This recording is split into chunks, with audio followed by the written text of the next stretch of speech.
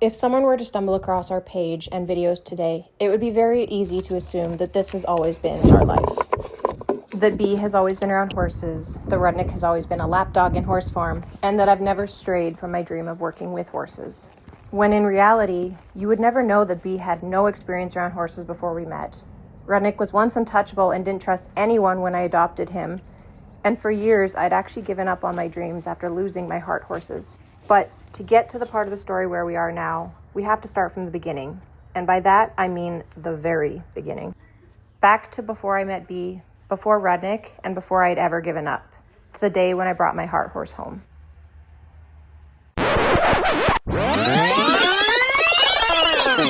I'd always had dreams of making horses my life. I've wanted to be a horse trainer for as long as I can remember. And even as a young girl, I'd spend hours reading horse care books, articles, and watching documentaries on horse behavior. It was a dream that I built my entire life around. And in 2006, I got my first opportunity to really put that dream into action. I was 15 the day Mina was brought home from the rescue. She and around 150 other feral horses had been rounded up to be sent for slaughter. A rescue local to where I lived stepped in and took all of the horses. All of them were feral, most untouchable. Some couldn't be saved, and it was safe to assume all of the mares were pregnant. I'd fallen in love with a mare who had just had a foal and was planning to bring them both home. Unfortunately, because of how wild the mare was, it didn't work out for the situation we had set up, and I had to accept that I was not prepared for that level of work yet. However, a smaller black mare that seemed to go unnoticed until most of the herd had been adopted was the one that ended up catching my eye. She was very much untouchable, but there was something in her eyes that immediately tugged at my heart. So impulsively, I chose her. She couldn't have been more than a few years old, 4 at most, and most likely pregnant, though we couldn't be positive because she was too timid to be caught and vetted. The day she was unloaded from the trailer into our paddocks was the day that my life changed forever. Mina brought all of my dreams to life.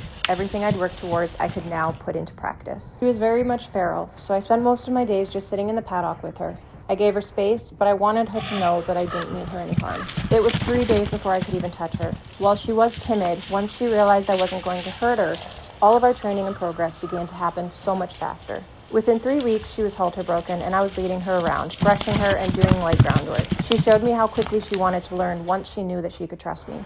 By 3 months, we had our very first ride together. Despite everything, she never threw a buck, never reared, never showed even the slightest hesitation or resistance in our training. Our first ride together felt like we'd been riding together our entire lives. She was everything that I'd ever dreamt of, and so much more. There was a day, not more than a few months after I adopted her, when she showed me just how much she actually cared for me. While I was standing out in the paddock, our one gelding had suddenly swung his butt around at me, trapping me between himself and the paddock gate. I'm not sure if he was startled or just felt feisty that day, but I was trapped and he was ready to kick.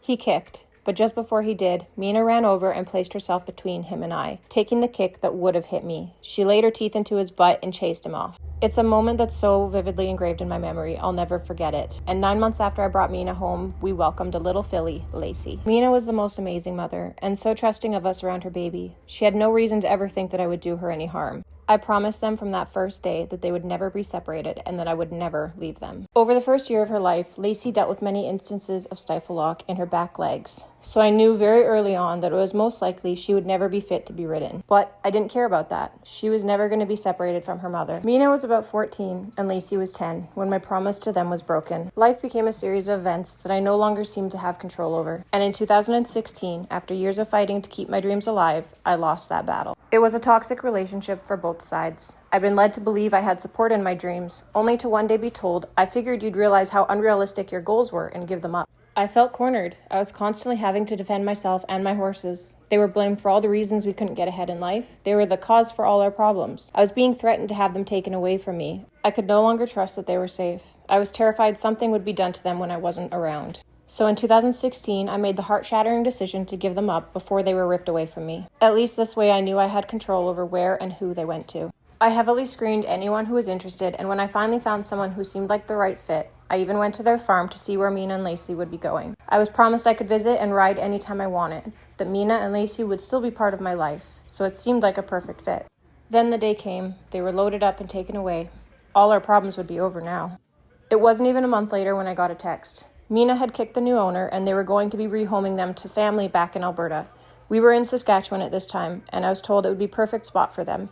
I asked to come say goodbye before they were moved. I never got to. After that, I never heard anything again. Since then, I've learned that said family never actually owned horses, so Mina and Lacey's whereabouts remain unknown to this day. I broke a promise that I made to them over 18 years ago, and it still haunts me to this day.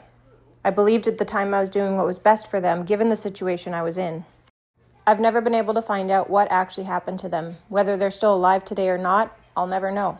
I only hope that they were able to stay together until the end.